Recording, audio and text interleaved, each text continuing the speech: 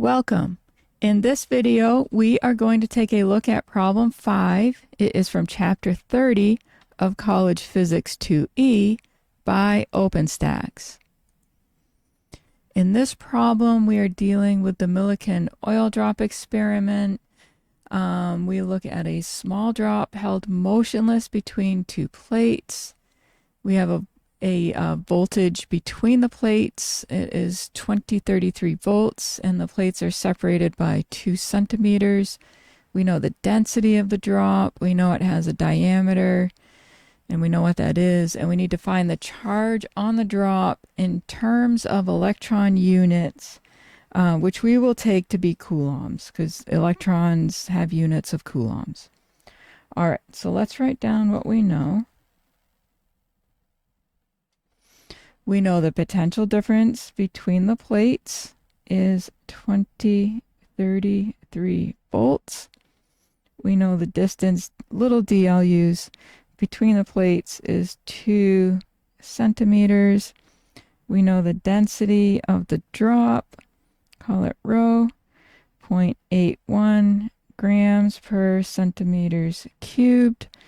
We know the diameter of the drop, I'll use capital D for that, 4.0 times 10 to the minus 6 meters.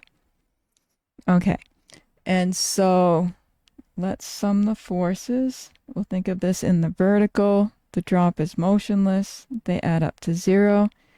And so we have an upward electron force, which we will use Q times E. No, we couldn't use the Coulomb force here because that takes 2 charges, and we just have 1 drop with charge on it. So we're going to use F equals QE.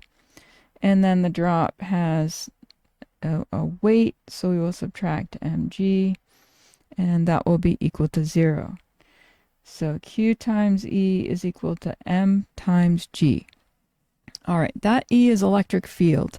We don't know the electric field, but we do know that delta V is the electric field times the distance between the plates. And so E is delta V divided by D. And so we can make that substitution for E. So we will have Q times delta V over little d, that's the plate separation, is m times g. Okay, we do not have the mass either. But we do know the density is mass per volume. This V is volume V. And we know the volume of a sphere. They gave us a diameter, so we can assume it's a sphere, is 4/3 pi r cubed. Okay, so let's substitute for the V. Actually, let's solve that for mass. So mass is going to be density times volume. So mass is density times 4/3 pi r cubed. Okay, so now we can substitute that for the mass. And this is going to get long, so I'm just going to start over here. So we have Q delta V over D. Mass is rho times 4/3 pi r cubed. And then we have a G. Mass is times G. Let's solve this for Q. And okay, so we're going to have rho. We're going to have 4/3 pi r cubed. We have a G and we have a D. And then we need to divide all of that by the delta V. Okay, so we took what was there, multiplied by D, divided by delta V. Okay, it looks good. Okay, now we can start substituting the values. Okay, rho, they told us, is 0.81 grams per centimeters cubed. So we're going to need to convert both of those. So in 1 kilogram, there's 1,000 grams. And then there's 100 centimeters in 1 meter, but we have centimeters cubed, so we need to cube that. Okay. We'll see in a moment why we have to convert those. Then we have the 4/3 pi. We need the radius of the drop, which is our capital D. So we're going to use 4.0 times 10 to the minus 6 meters, and we're going to divide that in half, and then we have to cube it. Now we need g, which is the acceleration due to gravity, 9.8 meters per second squared.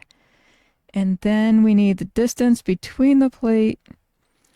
We'd only be able to cancel one of the centimeters, right? We have centimeters cubed. So we need to convert this one to meters as well. And that is going to be 2.00. I'm going to swap out the c for times 10 to the minus 2 meters. Oh, good, it just fit. And now we're dividing by the potential difference, which is 2033 volts.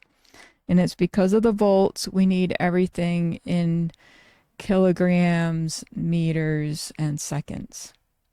Okay, so I did this calculation, and I got 2.62 times 10 to the minus 18 coulombs.